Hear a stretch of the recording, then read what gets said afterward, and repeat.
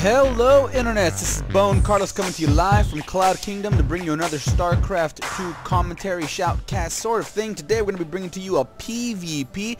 It's going to go on between NVRLand spawning as the blue pieces. His opponent is going to be Windu spawning as the red version of the Protoss raid. So Cloud Kingdom PvP. Maybe expect some sort of 4-gate. This is diamond level play, so it is very popular up until that ranking and up until that division or so.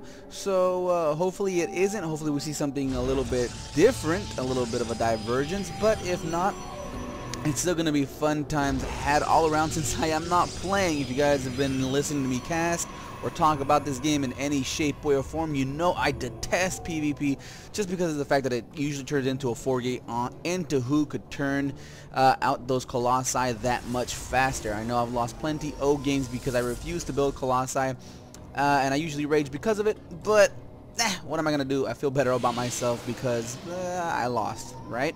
Right now we already see NVRLand just a bit ahead in Windu in that probe count. Already NVRLand with 13 already puts down his gateway, and Windu isn't even gearing up to put it down just yet, just because he doesn't have the minerals for it. There he goes. He just finally got 170, 190, 200. Finally decides to put it down, but extremely late. He also had a little bit of a mishap with his early split. A couple of the probes were not mining any at all, and that pretty much just goes to show you what kind of a difference it already has made in this game. The assimilator is a bit later.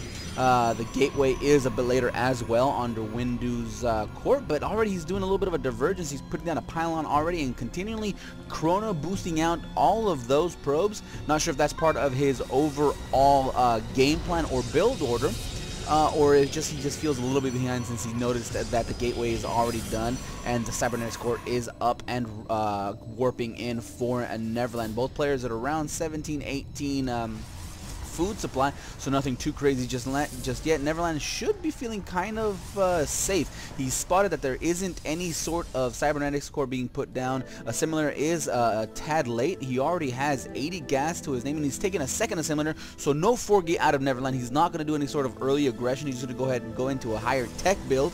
More than likely like the aforementioned Colossi, but Windu is actually going to chrono boost out. No, actually not even going to chrono boost out. He's going to warp in a couple of zealots and an extremely late warp cybernetics core, double assimilator. Finally decides to put the probes to work. Has 2 assimilators up and running before he even decided to mine out of the first one that he built. Finally he's going to go ahead and put those probes to good use on that gas. He's going to use that zealot to scout around his base, make sure there's no cheeky pylons in his main base, while putting a front probe there at the Zelnaga Tower to scout for any kind of cheeky shenanigans. Looks like NVRLand's going to go ahead and scout around the base of Windu. See, wow, that is an extremely late cybernetics core. It's still a full-on 2.5 minutes until Warp Gate gets done, even if it was fully chrono boosted out, while NVRLand is already about 60% of his is done. So going to be very interesting to see exactly where NVRLand decides to do with this. Already has 3 gateways, and maybe he could go into a 4th. Already has his stalker on the field, and this probe actually managed to head on home, and a stalker is going to go ahead and be built out of this gateway, and a Twilight Council, so more than likely going to see some blink play. Very unusual if we see some Dark Templar, especially since he didn't really wall off the front to deny any sort of scouting opportunities, and just considering how late the cybernetics core was.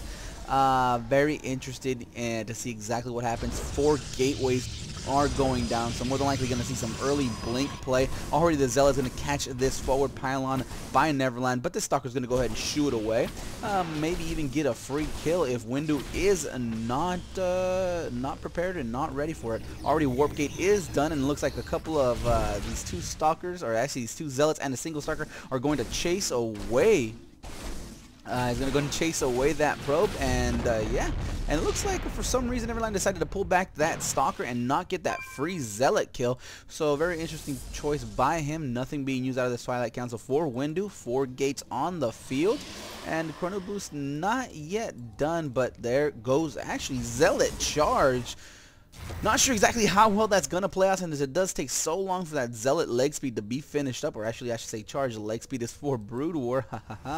3 gates on the field for NVRLand, alongside with a robotic facility, a couple of sentries there back home for defense. No sentries for Windu just yet, but his warp gate research is finally done. All of his gateways are warp gates, and looks like NVRLand is going to go ahead and poke and prod, make sure there isn't any sort of sentries there to cut his army in half, but he's going to go ahead and fall back under the huge, comparatively, army that NVRLand has. 4 stalkers, 4 zealots, only the 4 stalkers to NVRLand's name. Both players are still around the same food count, 44 to 49, 55 fresh warping of stalkers back home.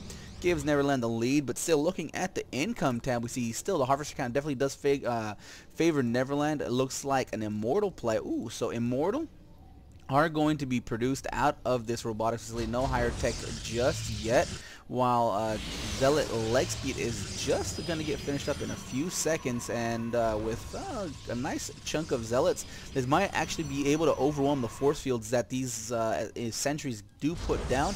And once zealots get into this huge stalker ball, it'll be easy pickings for those zealots. Zealots tear apart stalkers very easily, especially if they can't get away, especially if the stalkers are forced to stay put.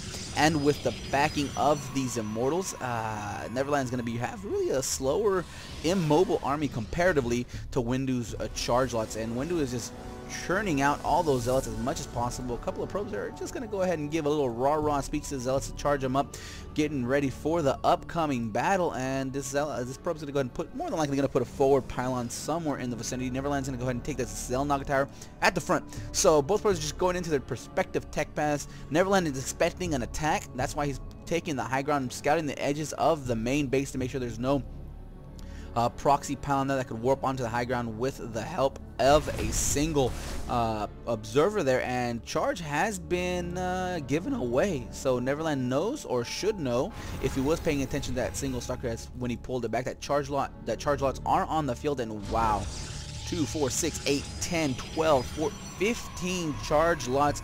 I know I could just hit the U button, but I do love counting, especially in the middle of a battle. High Templar Archons by Windu. So charge lot Archon versus a Protoss player as a Protoss. So usually you generally tend to see this in maybe a Terran opponent, but not sure exactly how well this is going to do. NVRLand is just gearing up purely for defense. A couple of photon cannons at the front. Doesn't fear any sort of drops. He does have this observer here for scouting purposes. A couple more High Templar are there. Archons are going to be warped in, and what you need to understand is that these force fields are going to count for absolutely nothing. These Archons are going to break that force field. The charge lots are going to stream up, and I'm not sure if NVRLand knows that this is on the field just yet. Nope, he's scouting around. Doesn't know about that Templar archives just yet. +1 attack for NVRLand is upgraded, is being researched, and here it comes. Archons, charge lots, stalker mix versus this interesting composition. Here it comes. Guardian shields go up, force fields do finally put down, but the charge lots are actually blocking the Archons, denying them the ability to break through those shields. Force fields are being put down perfectly to deny any kind of surround by the charge lots that Windu has. The cannons are doing plenty of damage, and it looks like Windu is forced to retreat. Plenty of units lost for Windu, 14 units lost, 1,700 resources, and looks like NVRLand feels cheeky. He's going to go ahead and push forward. He feels he has that advantage, is not afraid of those charge lots. 3 go down needlessly. Windu is going to be forced to retreat. A force field might catch a lot of these off guard a little bit too late with that force field usage, but managed to get a single stalker there. So 50 energy for 1 stalker. Not sure exactly how I feel about that exchange, but you know what? Take what you can get wherever you can get it. NVRLand does spot that expansion. He feels he has the advantage, especially after decimating Windu's forces. And it looks like Windu just decides to cancel it. Wants to warp in some more units. Feels he is behind, and he surely is. Looking at the units tab, we see 11 charge lots, 2 Archons, 2 stalkers, 1 sentry going up against 6 zealots, 3 immortals, 14 stalkers, and 2 sentries. These Archons, I do believe, are massive, so are armored. So I do believe these phase disruptors actually do some sort of damage up against these Archons. I could be wrong though. And here it comes. It looks like a nice little split by NVRLand. He's going to go ahead and do a 2-pincer attack. Going to go ahead and attack from the north, attack from the east. Nice, decent forces. Managed to cut off a couple of those Immortals and the northern section, but it looks like the southern section is a complete loss for Windu. He lost all of his units. A single Archon was forced to retreat. Looks like NVRLand's going to go ahead and pincher in between Windu's forces. Both players lost a battle here and there, but NVRLand is going to go ahead and continue that aggression, take that forward positioning. The observer's going to go ahead and pick off any pylons that are hanging around on the higher ground. 2 observers there for double detection. Hey, just in case something happens, a force field is put down for cosmetic purposes, not really blocking anything. Finally, the second one is put down, kind of channels these stalkers into a single focus fired attack for these Archons. But now Archon's shielding is down 6 HP to its name. Windu is forced to retreat completely back into his main base. Windu 41 supply, NVRLand 65. Production, nothing being built out of Windu. NVRLand definitely has the main advantage. His expansion is already up and running, putting down massive amounts of pylon to make sure he's not supply blocked anytime soon. And now, NVRLand is in a world of hurt. Looks like, actually, Windu is in a world of hurt. NVRLand's going to go ahead and push forward, try to take out this Twilight Council. Those Immortals going to do massive amounts of damage. Windu tries to save it, and it looks like that Archon was taken down in one single fell swoop. One Immortal loses his shield, but it is micro-effectively pulled back, saves it for the time being. A second Immortal, shields are gone. Third is done. One Immortal goes down, a second will go down, and it looks like this third Immortal will go down as well. It looks like NVRLand's entire army was decimated by the power of these Zealots, these charge lots, and this Stalker composition. Now all that's left is 3 Stalkers, and these charge lots are going to go ahead and catch up to it very, very quickly. Shields are down on all of them.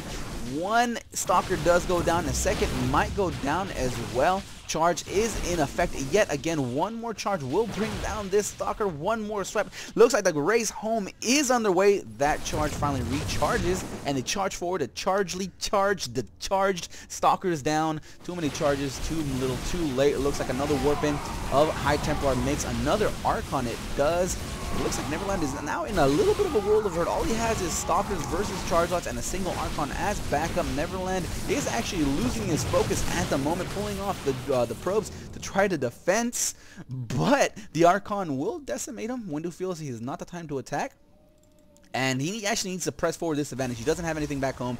His main pace is nearly mined out. 2 more gateways are on the field. He's going to go ahead, go all for nothing now. Charge lots are going to go ahead and try to attack, and Stalkers are being microed effectively, trying to keep him alive as long as possible. Stutter step micro going on by NVRLand, trying to effectively stall this attack by Windu. And he knows he has the advantage. These 6 gateways cannot be supported by one base, no matter how much the harvesting is being accomplished. A couple of more Stalkers are going to be warped in, but it looks like both players are seemingly broke. NVRLand doesn't have any more minerals. He has plenty of gas. Immortals are going to be there for the defense. Yet again, probes are being obliterated left and right. This Archon still has plenty of shields to its name. Finally, no more Zealots are on the field. This Archon does go down. There is nothing left for Windu except a few Zealots. A couple more are going to be go charge in for the reinforcements, but there are still 2 Stalkers, a single Immortal. Looking at the units lost tab, we see about equal units lost, Same with the resources, but the only difference is NVRLand has his expansion up. He does have it up and running. He did lose a lot of workers in that exchange. 23 workers killed. Looking at the income tab, we see the work count is equal, but as long as NVRLand could just keep holding, keep denying Windu the aggression, he will be able to hold on just simply by battling out a war attrition. This Immortal is caught off guard, not where it wants to be, falls very quickly to those charge loss. Now it's going to be pure Stalker and a single photon cannon there for the defense. Again, the drones, the probes are forced to be pulled off. Windu is going to go ahead and charge forward with these charge lots. Can he do it? NVRLand has 2 Stalkers, or 2 Zealots there with probe backup. Now it looks like these Zealots might be able to bring in a single High Templar is there. for posterity's sake, since he can't morph into an Archon without his buddy. He doesn't have Psionic Storm. Feedback will be pretty much useless unless another High Tempo or Sentries are there. Finally, Archons for NVRLand. He's going to go ahead and put that gas to use. His main base is mined out. It looks like he's only left with that expansion, and Windu is forced to long distance mine since it's coming down to the wire here. Both players are just throwing whatever they have left at each other. Charge Lock still there. NVRLand has +2 attack. Looks like Windu has nothing. 2 Archons there. Forceful is put down on the Archons. The Amelia gets obliterated. Focus down on the Archons. 2-on-1, not very well. A single Archon finally does go down. One more Archon there for NVRLand gets obliterated, but a second Archon is there. Warping, finishes warping, morphing in as alongside with that Zealot. Now those 2 Zealots are finally down. It's going to be Sentry versus Archon. Windu has a GG tap out. That was a very interesting game. No 4-gate, no Colossus, no Blink, no Warp Prism Harass. Oh, I loved it very much so. Archons, Charge Lots, very interesting game. I hope you guys enjoyed. If not, leave comments down below on what I could do to make these more enjoyable for you. If you have one of your own replays you'd like for me to cast, feel free to upload them to one of the major replay sites. Drop.se is very popular. That's where I got this replay off. Also, feel free to visit the subreddit rcastit. So, you know, reddit.com/castit, or is it /r.castit, whatever. You guys will be able to find it there. You could upload any of your replays that you want and find pretty much dozens, if not yeah, a couple of dozen of casters that are willing to take any of your replays. Or if you just want to start off casting of your own, you'll find plenty of replays there as well. So that's it for me. I am out of here.